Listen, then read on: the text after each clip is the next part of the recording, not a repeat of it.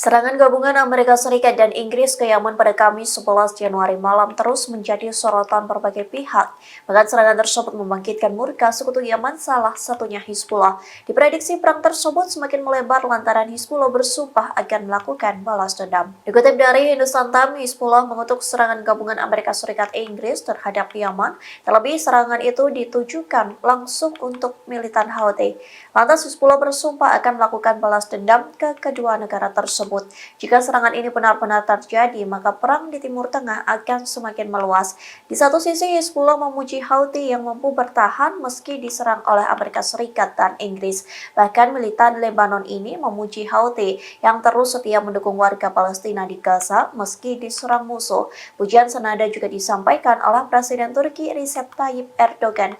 Dikutip dari Tribunnews.com, Erdogan mengatakan Houthi sedang melakukan pertahanan. Tak hanya itu, Erdogan pun menyebut Houthi sedang melakukan respon yang sukses terhadap serangan musuh.